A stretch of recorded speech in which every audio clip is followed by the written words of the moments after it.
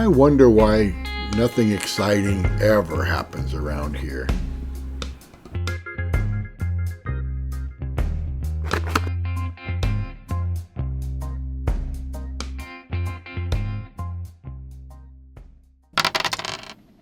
This is an unusual piece of ametrine. An ametrine is an unusual gemstone to start with.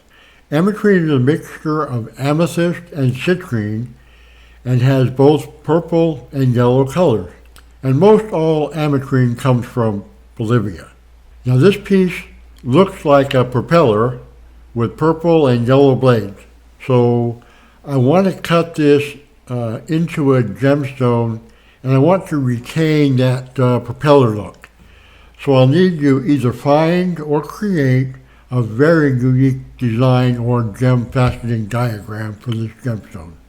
Okay, for my ametrine, what I need to do first is grind it flat so that I can attach a dot to the center right where the three purple amethyst wings touch each other. So right there I'll put the dot, and this will be the top side, the crown. That way it's already kind of tapered a little bit to cut the to the pavilion. So I'll use my topper lap, and I use a 320 grit topper just to grind this flat. It's not quite flat, you can see it's got some growth patterns in it. So I'll grind that flat and then I'll attach it to my dot. For this piece of ametrine, I want a design that will keep the colors separated. On this particular case, I don't want the citrine yellow and the amethyst purple to blend at all. I want the blades of purple to radiate out from the center like a propeller. So a hexagonal design will be perfect, and I need one with step or Barion facets so the colors don't mix internally in the stone. I just want the light to come into the stone, hit the bottom facet, pick up that color, purple or yellow, and reflect it back through the face of the gemstone. So I know exactly what I need in the design. Now I just need to see if any other cutter has ever created such a design. Now, as I have said before, gem cutting designs are all over the place. Some are in magazines dating back decades, some are in books, some are in newsletters published by many of the gem cutting groups, some are on individual cutter websites, some are in Facebook, and many are in a website called the Gemology Project, but the most that I've seen are in the website called facetdiagrams.org.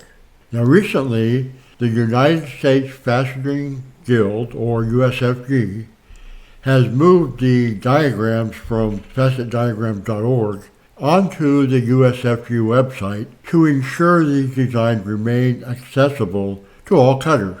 And you don't have to join the USFG to access these designs. And by the way, there are many other faceting guilds that are out there, and they're all excellent, including the guilds in Australia and the UK. So anyway, I looked for the design that I had in mind in all these places, and I found what I think is the perfect design for this piece of rough in the USFG site. The design is called Mini Barion Hexagon No. 1, which was created back in 1987 by Alexander Wolkonsky. The design is exactly what I had in mind. It has step cuts on the crown, Barion cuts on the pavilion, and is a hexagon, or six-sided. So each of my propeller blades will have their own facet or two facets, and hopefully the colors won't mix. So I uploaded this design to GemCut Studio, and I ran some simulations to predict how the final gemstone might look. Everything looks great, so let's start cutting. Okay, the way I want to align my stone in my machine is with the, I'll look at the 96 index tooth, and at the 96 index tooth, I want one of the three veins, three fans, three, I guess veins is the right word, right? Here's one, and here's one. I want that coming across the bottom at the 96 angle, just like that. And so then I'll tighten up my dopper tension screw, the brass dopper tension screw, and that'll lock in our stone, and we'll be ready to start cutting our ametrine. Okay, I've set the stone in place. I can still adjust it later if I find I'm way off, but I don't think I am. So at the 96 index tooth, we will be cutting this vein right there, and then at the 32 index tooth, we should get the other amethyst piece, the other purple. So at the 32 index tooth,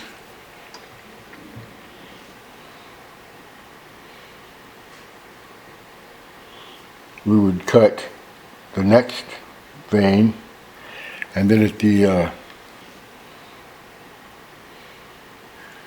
64 index tooth, we would be cutting the third purple vein right there.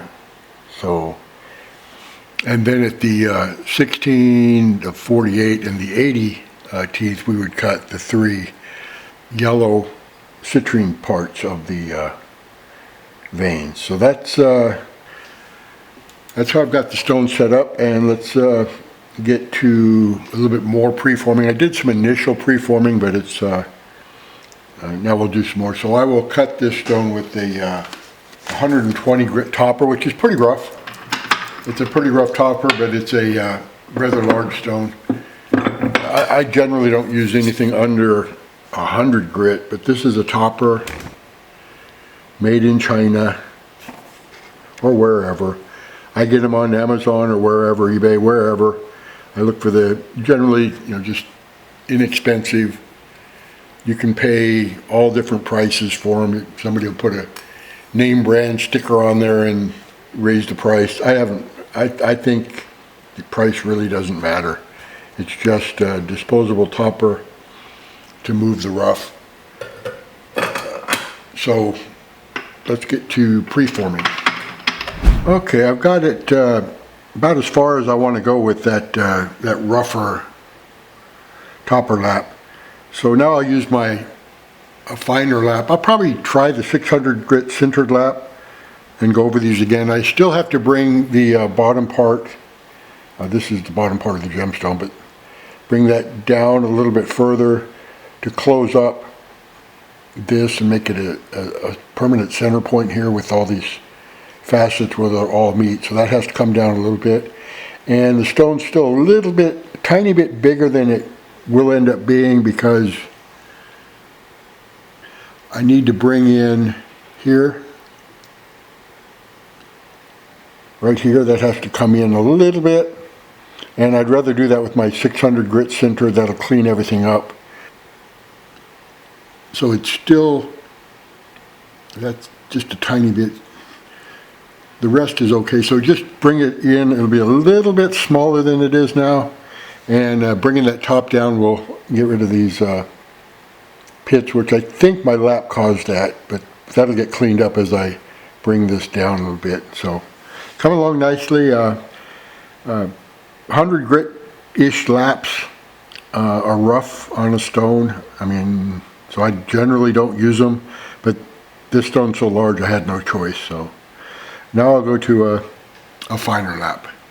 Okay, I've gone over the girdle with my 600 grit sintered lap, and I've closed it up so that I've got the stone as wide as, this is as wide as I can get it, as big of a stone as I can get. I still need to bring the bottom down, or the top, but this is actually the pavilion, the bottom part of the stone, so bring that down a little bit. But I have plenty of room here for the upper half. There's a calculation that you can make based on the diagram, which says, you measure the width and you multiply it by the C to W ratio, which is 0.1. So you multiply the width times 0.1, and that tells you how much space you need for the upper half, the crown. Don't forget to add enough space for a girdle, but I've measured that and I've got plenty of room here to bring the bottom part down a little bit, which needs to come down. I've got to clean this up. A couple of inclusions there. Some pitting that occurred here. I think that's about it. So, and I have to close it up to make this a meet point at the cullet. So I'll use I'll see if my 600 grit sintered lap is rough enough to bring this down. I think it is, but we'll see. If not, I have to move to something a little rougher. I'm not going to use the 100 grit anymore. I've roughed the stone in with that. I may use a 200 grit-ish topper or 300-ish topper, but not a 100 grit.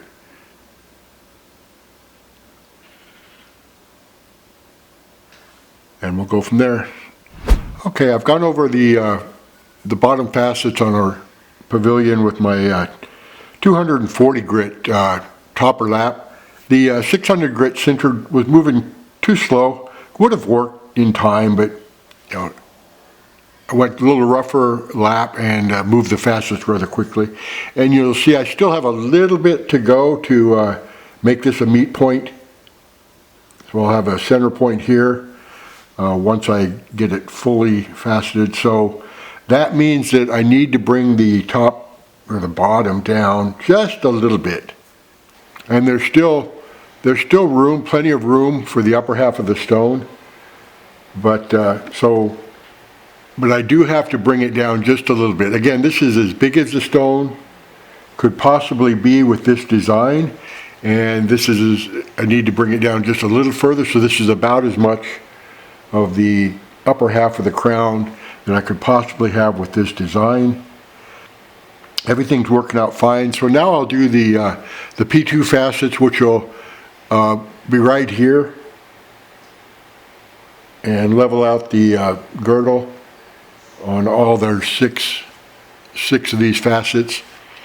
I'll go ahead and do those with this this topper, and that way when I do the 600 grit sintered and bring the top down a little bit, there'll just be a little bit cleanup to do on these facets.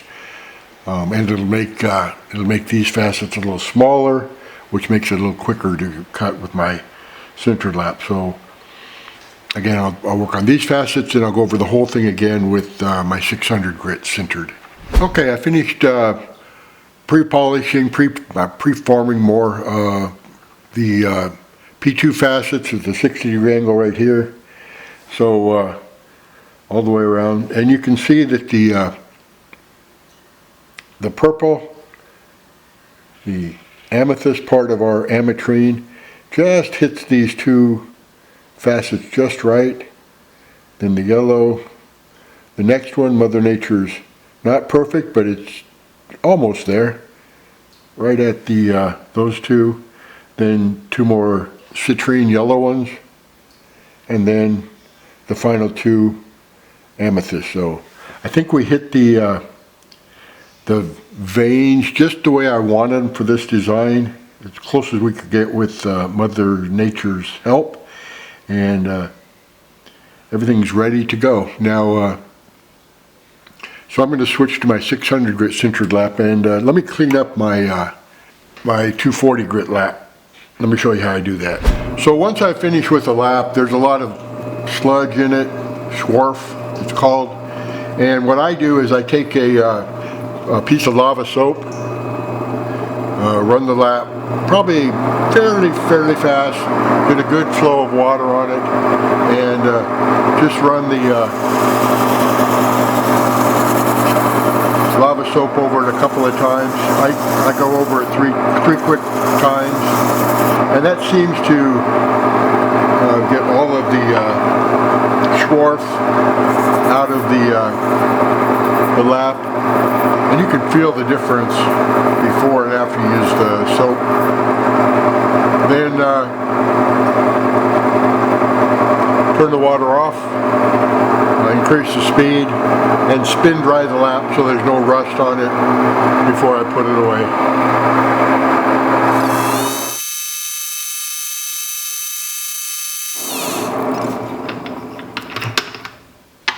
that's my topper, and now it's ready to be put away all dry so it won't rust.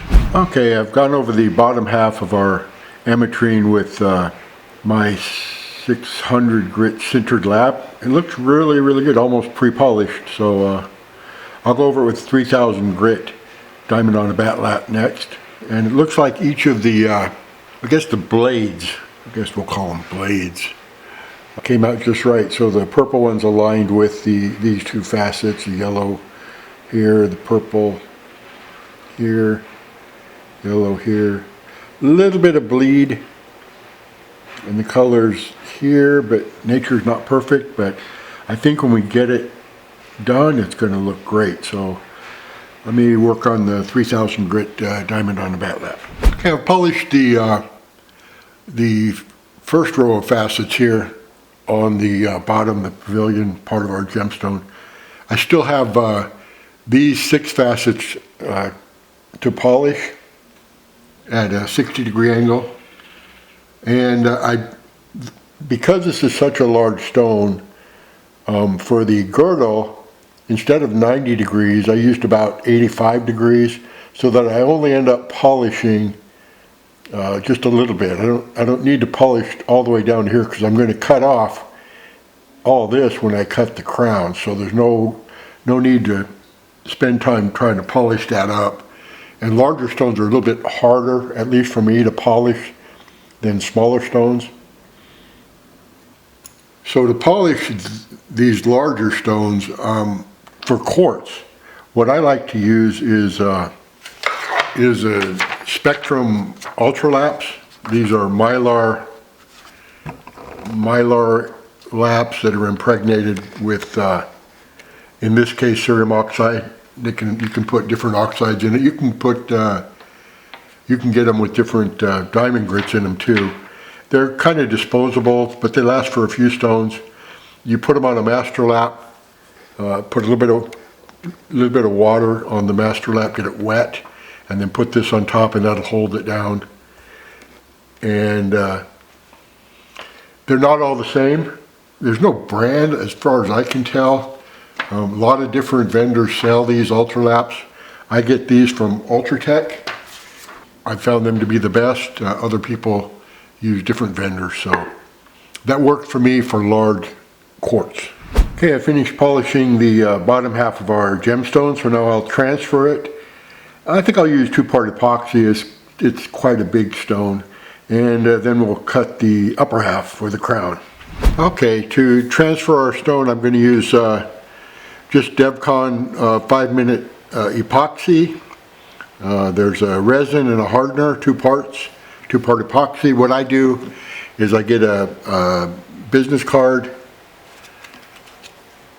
and I make 2 puddles of epoxy on the card. You have about 2 minutes after the 2 parts start mix together then they'll start setting up. So you don't need a perfect 50-50 mix of the 2 parts. I just kind of eyeball it and make, again, 2 puddles of about the same size.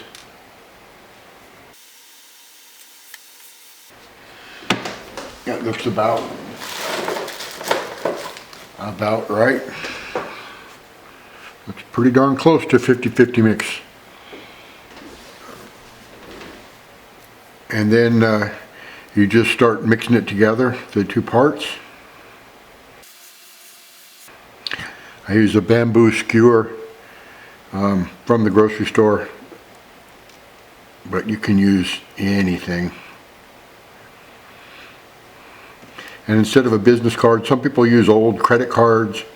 You know, pretty much anything you can think of, it doesn't really matter. So then after you get the parts mixed together, then you want to put it in our transfer fixture. And this is a cone shape, so pretty simple. You just kind of fill the bottom, the cone up with epoxy.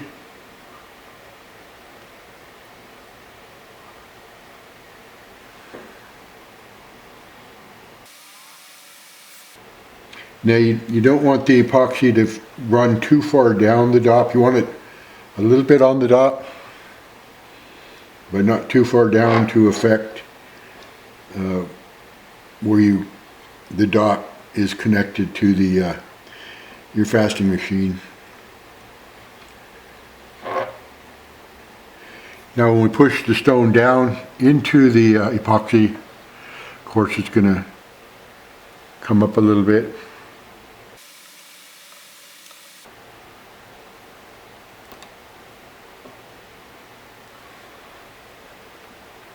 So you push it into it, and then you turn your transfer fixture over and let the epoxy kind of run down onto the stone. Again, you don't want it running too far down the stone. You don't really want it going into the girdle, but you want it to come a little ways down your stone. And you just kind of use gravity.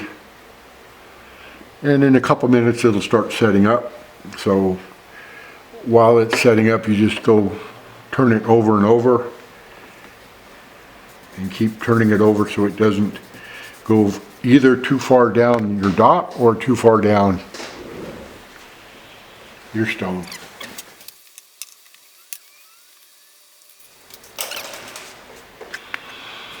And we'll keep turning our transfer fixture over and over until the two-part epoxy sets up in just a couple of minutes. And then I let it set overnight, and the next day it's ready to cut. Or if I wanted to, I could, if I wanted to start cutting right away, I could use a trick, put it in the oven, bring the temperature up to 200 degrees Fahrenheit. As soon as it hits 200 degrees Fahrenheit, turn it off. And when the temperature goes down, it's hardened and ready to go. That also works, but I'm not in a hurry. I've got some other stones to cut, so I'll cut the other stones and wait for this epoxy to harden on its own. Okay, so I've gone over the upper part of our gemstone with a 320 grit topper to kind of preform it. It's just basically 3 steps, 3-step cuts, and now I'm going over it with my 600 grit sintered lap to clean up those steps and further get them the way I want them. I think I want them a little bit smaller of a step than this, just a little bit, but it's close. So I've already gone over this facet with my 600, and you can see the difference between a 320 and a 600. Starting to clean up nicely, so we'll continue to work on this gemstone.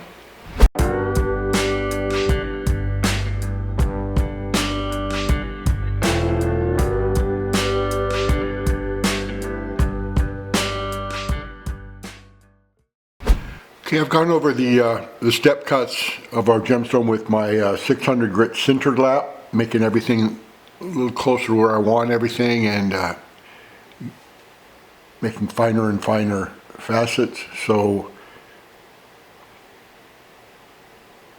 I think this is the width of each step that I want. Now this one, the table will come down, so that this step will be a little smaller. And the table has to come down because right here, there's still this, this piece was below the table when we just ran our gemstone over a really rough lap just to get a flat spot that we could dop to. And this just shows that this is about right there is as tall from the bottom of our pavilion to the top of our crown, as tall as the gemstone could possibly be. So we kind of got it as wide as it could possibly be, as tall as it could possibly be. This is as big as this gemstone could be based on the design to put the 3 blue blades and the 3 yellow blades right in the center. So we've got it just the way we could do it with this design. So now I'll go over these three facets with my 3000 grit diamond on a bat lap, clean them up, pre-polish them, and then we'll be ready to polish these facets, and then we'll cut and polish the table last. Okay, this will be one of the next stones I cut. I have some special orders that I have to get out of the way for BOPIE for customers, which I love to cut, but then I'll be cutting this one. This will be another hexagonal design. I'll cut out this piece, which is going to be, rather than making an extended hex, I'll cut this out and just make it a regular hex.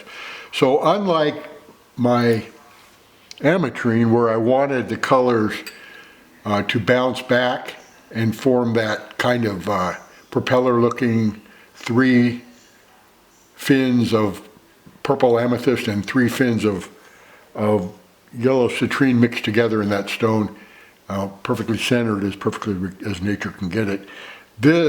For this one, we're going to use a different hexagonal design, more of a brilliant design with a lot of facets, because I want the colors to mix. I want them to bounce back and forth. I want it to darken the stone a little bit, as much as we can, which would be a little bit. It's fine, it's a aquamarine right now, but making it a little better, a little darker would be fine. Now it does have some inclusions on the bottom. All that will get cut out. Generally it'll be fairly clean. It's not perfectly clean, but it's hard to get aquamarine. This is almost 400 carats, almost a golf ball size. My chili pepper aquamarine, and I call it that because I was competing against a fellow cutter from Chile who wanted this aquamarine as bad as I did from the rough dealer, and I pretty much had to arm wrestle each other for it, and I got it, he didn't. So it's my chili pepper aquamarine, and stay tuned. We'll cut this, probably not next, but within the next couple of videos I make, this will be there, so stay tuned. It's going to be another doorknob sized gemstone. Okay, I've gone over the 3 rows or 3 tiers of step cuts on our crown with a 3000 grit diamond and a bat lap. So now I'm ready to polish these 3 tiers or rows, and then we'll come back and cut and polish the table. Got everything just where I want it, and just getting cleaner and cleaner, and we should look dramatically different when I finish polishing these 3 rows. Okay, I finished polishing up all the 3 tiers or rows on the crown. Now we're ready to cut and polish the table. So it's coming along nicely, and I use Spectra Ultra Laps cerium oxide impregnated, basically mylar plastic laps for quartzes with especially when there's very large facets involved. That worked for me. Everybody does their own way, so let's work on the table next. Okay, I finished polishing up the table of our Ametrine, so let me remove the 2-part epoxy, and we'll weigh it, measure it, and send it off to BOPIE. Okay, it's a little hard to capture with the camera, but the